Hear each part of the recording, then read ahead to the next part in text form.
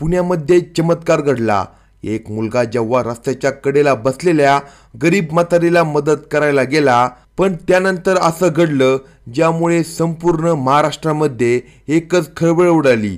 एक म्हातारी जी काही दिवसापूर्वीच पुण्यामध्ये निदर्शनास आली होती, जिला लोक भिकारी समजून पैसे द्यायचे तर कधी शिळं अन्न द्यायचे, ती शांतपणे ते स्वीकारायची। पण जेव्हा या महिलेचं खरं सत्य बाहेर आलं तेव्हा संपूर्ण महाराष्ट्राला आश्चर्याचा धक्का बसला। आपल्याकडे गरीब गरजू म्हाताऱ्या माणसाला मदत करण्याची पद्धत आहे।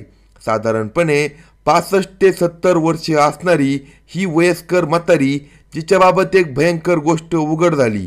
पुणे शहरात हजारो बेघर लोक असतात, प्रत्येकाची कहाणी वेगळी असते, प्रत्येकाचा एक इतिहास असतो। 2 वर्षापूर्वी मुंबईमध्ये एका भिकाऱ्याची कहाणी तुम्ही ऐकली असेल, जो भीक मागत होता, पण त्याच्या नावावर 4 फ्लॅट होते। त्याची टोटल संपत्ती 10 कोटी रुपये होती। अगदी असंच काहीतरी या भिकारी महिलेच्या बाबतीत घडणार होतं, ज्यामुळे संपूर्ण महाराष्ट्राला एक आश्चर्याचा धक्का बसणार होता। मग नेमकं काय घडलं त्या ठिकाणी? ती म्हातारी आजी नेमकी कोण होती? ती पुण्यात कुठून आली होती? तिचं असं काय रहस्य होतं? तिने काय चमत्कार केला होता? तिने काय लपवलं होतं ज्यामुळे संपूर्ण महाराष्ट्र हादरला होता? या व्हिडिओमध्ये सविस्तर माहिती घेऊ। जर तुम्ही चॅनलवर नवीन असाल तर कलम 302 या मराठी चॅनलला लगेच सबस्क्राईब करा। पुण्यामधून एक चमत्कारी आणि वेगळीच घटना समोर येत आहे। शांताबाई, वय वर्ष 70, एका भिकाऱ्यासारखी दिसणारी म्हातारी महिला, ती काही दिवसापासून शहराच्या वेगवेगळ्या भागात बसून राहायची। पण एके दिवशी ती एका सोनाराच्या दुकानाजवळ बसली होती आणि तिला एक मुलगा मदत करायला आला। आणि त्यानंतर जे झालं त्याने संपूर्ण देशात एकच खळबळ उडवली। आकाश नावाचा एक मुलगा रोज कॉलेजला जायचा। रस्त्यावरून तो दररोज जात असायचा आणि त्याचं लक्ष दररोज त्या महिलेकडे पडायचं। तिचं नाव शांताबाई, वय वर्ष 70। त्याला त्या आजीबद्दल वेगळीच आपुलकी वाटायची, पण त्याला माहिती नव्हतं ज्यावेळेस तो त्या आजीला मदत करायला जाईल त्यावेळेस एक भयंकर गोष्ट घडणार होती। तो दररोज तिला जाता येता पाहायचा, तिला कुणी पैसे द्यायचं, कुणी अन्न द्यायचं। बऱ्याच वेळा ती रस्त्याच्या कडेला फुटपाथवर झोपलेली असायची, पण त्या मुलाला माहिती नव्हतं जो तिला एके दिवशी जाऊन भेटणार होता आणि त्यानंतर एक भयंकर गोष्ट घडणार होती। एके दिवशी तो कॉलेजला जाण्यासाठी खूप लवकर आला होता। सायकलवरून तो जात असायचा आणि त्या दिवशी त्याने पाहिलं ती म्हातारी तिथे बसलेली नव्हती। त्याने सायकल फुटपाथच्या कडेला लावली आणि तो तिला शोधू लागला। त्याने पाहिलं तर ती आजी एका झाडाच्या कडेला बसली होती। आता त्या दिवशी तिच्याकडे पैसे नव्हते। त्या आजीने तिला ओळखलं नव्हतं, पण त्याने काय केलं, त्याचा डबा उघडला आणि त्या डब्यातून थोडी पोळी आणि भाजी त्या आजीला दिली। आजीने आधी त्याच्याकडे संशयानं बघितलं, नंतर आजीला आठवलं की हाच मुलगा दररोज आपल्याला भेटत असतो, म्हणून तिने ती पोळी आणि भाजी स्वीकारली। आणि यानंतर ती जे बोलली ते ऐकून त्या मुलाला आश्चर्याचा धक्का बसला। ती म्हणाली, God bless you my son. Akash थक्क झाला। एक भिकारी वाटणारी आजी इतकं स्पष्ट इंग्रजी कसं बोलू शकते? त्याने कुठून आला आजी असं विचारलं। आणि तुम्ही एवढं इंग्लिश कसं काय बोलता? तुम्ही कुठून आला? तुमचं नाव काय? पण या प्रश्नावर आजी शांत झाली। तिला त्याला काही सांगायचं नव्हतं, पण जो तो चमत्कार होणार होता, जी घटना घडणार होती, ती आतापर्यंत कधी घडली नव्हती। तिचे डोळे पुन्हा शून्यात हरून गेले, जणू काही तिनं काही ऐकलंच नाही। पण या घटनेने आकाशच्या मनात आणखीनच कुतूहल वाढलं होतं। ही आजी नक्की सामान्य नाही हे त्याला आता कळून चुकलं होतं। मग असे दिवस निघून गेले। तो दिवस येणं अजून बाकी होता, ज्या दिवशी आकाश या महिलेपाशी जाऊन महत्त्वाच्या गोष्टी त्याच्या समोर येणार होत्या आणि संपूर्ण महाराष्ट्राला एक झटका बसणार होता। आकाश त्या दिवशी अगदी थक्क झाला। एक भिकारी, फाटके कपडे घालणारी बाई इतकं स्पष्टपणे इंग्लिश कशी बोलू शकते? मग तिचं शिक्षण काय झालं असेल? ती नेमकी कुठून आली असेल? तिच्याकडे काय असेल? तिचे मुले काय करत असतील? ती कुठे राहत असेल? असे असंख्य प्रश्न त्याला पडले होते। त्याने परत दुसऱ्या दिवशी जाऊन विचारण्याचा प्रयत्न केला, पण त्या महिलेने त्याला हुसकून दिलं। पण अखेर तो दिवस उजाडला ज्या दिवशी या रहस्याची पहिली गाठ सुटणार होती। त्याच्या लक्षात आलं की ती महिला काहीतरी लपवत आहे, तिच्या मागे भरपूर मोठे रहस्य दडलेलं आहे. त्याला ही कल्पना नव्हती की तिच्या मागचं रहस्य काय असेल. आणि ज्या दिवशी ते उघड झालं त्या दिवशी संपूर्ण देशामध्ये त्याच महिलेची चर्चा सुरू होणार होती. या रहस्याची पहिली गाठ या दिवशी सुटणार होती. पहिलं सत्य बाहेर येणार होतं. शांताबाई शहरातील एका प्रसिद्ध सराफाच्या दुकानासमोर जाऊन बसली होती. ती नेहमी रस्त्याच्या कडेला बसायची, पण त्या दिवशी ती सोनाराच्या एका मोठ्या दुकानासमोर जाऊन बसली होती. आता ती भीक मागत नव्हती, ती फक्त दुकानाच्या चकचकीत काचेतून हात पाहत होती. आता कोणताही भिकारी त्या दुकानासमोरून जात येत होता, त्याला तो सोनार 10-20 रुपये द्यायचा. पण ती म्हातारी डायरेक्ट तिथे येऊन बसली होती. त्या सराफाला देखील थोडं विचित्र वाटलं. त्याला वाटलं कदाचित काही चोरीबिरीचा प्लॅन आहे का. त्याला आधी वाटलं ही कुणीतरी चोर आहे का तिचा इरादा चांगला असेल, म्हणून त्याने तिला 2-3 वेळा हटकलं देखील. ती निघून गेली, पण परत येऊन बसली आणि तिची नजर एका विशिष्ट गोष्टीवर खेळली. ती गोष्ट होती लहान बाळासाठी असणाऱ्या चांदीच्या वाळ्या आणि पैंजणाची. होय, ती एका गोष्टीकडे पाहत होती. अखेर सोनाराने 2-3 वेळा हटकल्यानंतर तिला विचारले, अगं बाई, तुला काय पाहिजे, तू काय इथे येऊन बसतेस. त्यावेळेस तिने त्याच्याकडे बोट करून दाखवलं आणि तिथे लहान मुलाच्या चांदीच्या वाळ्या आणि पैंजण होतं. तिच्या डोळ्यातून गळगळ पाणी वाहत होतं. ती काहीतरी पुटपुटत होती जे कोणाला ऐकू येत नव्हतं. दुकानाचा मालक घाबरला. त्याने विचार केला की ही महिला मानसिक रुग्ण आहे. त्याने काय केलं त्याला माहिती नव्हतं. तिच्या मनात काय सुरू आहे, ती नेमकी पुढे काय करणार आहे हे पण त्याला काही समजलं नाही. आणि त्याने काय केलं, शहरातल्या बेघर आणि मनोरुग्णासारखी काम करणाऱ्या मानव सेवा केंद्र या सेवाभावी संस्थेला फोन केला.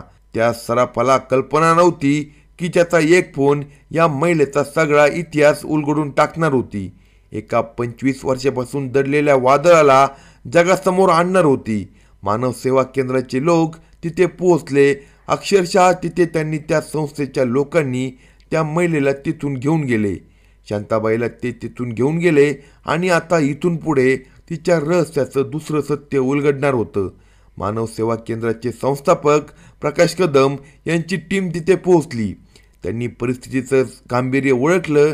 त्यांनी पोलिसांना न बोलवता स्वतःच प्रकरण हाताळायचं ठरवलं.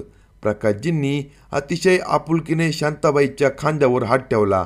सोनारांनी माहिती दिली होती की ही बाई महिला गेल्या 2 दिवसापासून त्यांच्या दुकानासमोर उभी राहते आणि दुकानासमोर उभी राहून लहान मुलाच्या चांदीच्या वाळ्या आणि पैंजणाकडे पाहत राहते.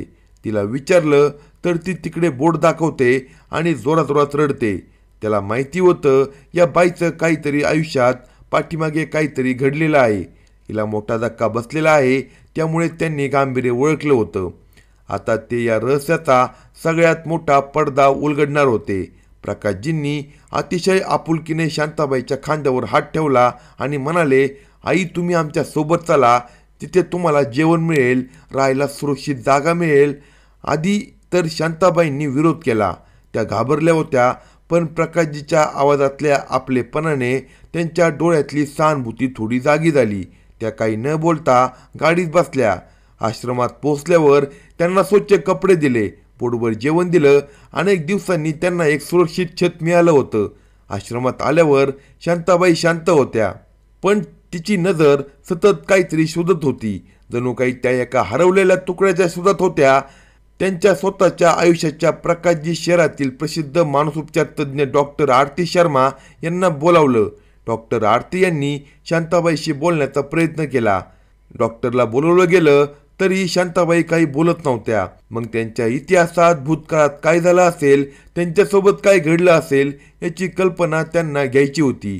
त्या फक्त शून्यात बघायच्या. डॉक्टरांनी त्यांच्यावर उपचार सुरू केले. हळूहळू औषधांचा परिणाम दिसू लागला. शांताबाईची चिडचिड कमी झाली. त्यांना शांत झोप लागू लागली. डॉक्टरांना खात्री होती की शांताबाईच्या भूतकाळात अशी एक भयंकर घटना घडली आहे की ज्याच्या धक्क्यातून ती अजून सावरले नाही. मग ती घटना नेमकी काय होती जी समजल्यावर संपूर्ण महाराष्ट्रात खळबळ उडणार होती हे जाणून घेणं एक मोठं आव्हान होतं. डॉक्टर आरती यांनी एक वेगळी शक्कल लढवली. त्यांनी शांताबाईला कागद आणि रंग दिले. त्यांना जे वाटेल ते काढायला सांगितले. शांताबाईंनी थरथरत्या हातात पेन्सिल उचलली. कागदावर एक चित्र रेखाटायला सुरुवात केली. ते चित्र होतं एका लहान बाळाच्या पाळण्याचं. ते चित्र काढताना त्यांचे हात थांबले. त्या ढसाढसा रडायला लागल्या. तो एक भावनिक क्षण होता. अनेक वर्षापासून त्यांच्या मनात दाबून ठेवलेलं दुःख आज अश्रूंच्या रूपात बाहेर होतं. डॉक्टर आरती जवळ बसल्या होत्या. त्यांच्या पाठीवरून त्यांनी हात फिरवला. प्रेमानं विचारलं, आई काय झालं? हा पाळणा कोणाचा आहे? आणि त्या क्षणी शांताबाईंनी अनेक वर्षांनी पहिल्यांदा त्या स्पष्ट बोलल्या. त्यांच्या तोंडून एकच शब्द बाहेर पडला, राहुल. राहुल हे नाव कोणाचं होतं? शांताबाईचा या नावाशी काही संबंध होता? आता हे रहस्य उलगडत नव्हतं, तर आणखी एक खोल खड्ड्यामध्ये त्या ठिकाणी जात होतं. हे नाव त्यांच्या भूतकाळाचं कोणतं पान उघडणार होतं? राहुल या नावानं तपासाला एक नवी दिशा मिळाली. डॉक्टर आरती यांच्या सततच्या प्रयत्नानंतर शांताबाई हळूहळू अजून काही गोष्टी सांगू लागल्या. त्या तुटक तुटक शब्दात बोलायच्या. नागपूर हॉस्पिटलमध्ये माझं बाळ राहुल या माहितीच्या आधारे प्रकाशजींची त्या टीमने कामाला सुरुवात केली. त्यांनी नागपूर पोलिसांशी संपर्क साधला. जवळपास 25 वर्षापूर्वीच्या मिसिंग पर्सनच्या केसमध्ये माहिती त्यांनी काढली. हे काम गवताच्या गंजीत सुई शोधण्यासारखं होतं, पण त्यांच्या टीमने हार मानली नाही. दिवस रात्र एक करून जुन्या फाईलचं रेकॉर्ड तपासण्याची सुरुवात केली आणि अखेर अनेक दिवसांच्या अथक परीक्षणानंतर एक फाईल सापडली. 25 वर्षापूर्वीची एक केस सापडली. नागपूरच्या एका प्रतिष्ठित कॉलेजमधील MSc gold medalist Sunita Deshmukh नावाची एक महिला बाळंतपणानंतर हॉस्पिटलमधून अचानक गायब झाली होती. पहा, हे भयंकर रहस्य आता उघडणार होतं. 25 वर्षापूर्वी नागपुरातून एक अतिशिक्षित MScला गोल्ड मेडलिस्ट असणाऱ्या सुनीता देशमुख महिला बाळंतपणानंतर हॉस्पिटलमधून गायब झाली होती. रिपोर्टनंतर बाळंतपणात झालेल्या तीव्र वेदना आणि मानसिक धक्क्यामुळे सुनीता यांना पोस्टम सायकोसिस नावाचा गंभीर मानसिक आजार झाला होता. या आजाराच्या भरात शुद्ध हरपलेल्या अवस्थेत ते आपल्या नवजात बाळाला सोडून हॉस्पिटलमध्ये निघून गेले होते. त्यांचा नवरा अविनाश देशमुख यांनी शोधण्याचा प्रयत्न केला. त्या कुठे सापडल्या नाही. अखेर त्यांना मृत समजून केस बांधण्यात आली. शांताबाई म्हणजेच 25 वर्षापूर्वी हरवलेल्या सुनीता देशमुख होत्या. ही अविश्वसनीय गोष्ट होती, पण आता खरा प्रश्न होता की त्यांचा मुलगा राहुल आणि नवरा अविनाश कुठे असतील? 25 वर्षानंतर आपली आई आणि बायको जिवंत आहे हे कळल्यावर त्या दोघांची प्रतिक्रिया काय असेल? देवानेच हा चमत्कार घडून आणायचा ठरवला होता. तपासात कळालं की काही वर्षापूर्वी अविनाश देशमुख आणि त्यांचा मुलगा राहुल हे पुण्यामध्ये स्थायिक झाले होते. प्रकाशजींनी थरथरत्या हाताने अविनाशाला फोन केला. ते म्हणाले, हॅलो, मी मानव सेवा केंद्रातून प्रकाश कदम बोलतोय. तुमची बायको सुनीता देशमुख यांच्याबद्दल बोलायचंय. फोनच्या दुसऱ्या बाजूला काही क्षण शांतता पसरली आणि अखेर ते दोघेही थांबले. त्या ठिकाणी त्या आईला घ्यायला आले. आईने त्या मुलाला पाहिल्यानंतर त्या आईला सगळं काही आठवलं. एखाद्या पिक्चरचा फ्लॅशबॅक कसा होतो असं तिला सगळं आठवलं. 25 वर्षाची आई आणि मुलाची ताटातूट आज अखेर जुळली होती. एका सेवाभावी संस्थेच्या प्रयत्नामुळे आणि काही सज्जन माणसाच्या मदतीमुळे एका कुटुंबाला हरवलेला आनंद मिळाला होता. अशाच नवनवीन स्टोरी ऐकण्यासाठी कलम 302 या मराठी चॅनलला सबस्क्राईब करा आणि आपल्या प्रतिक्रिया कमेंट बॉक्समध्ये कळवा.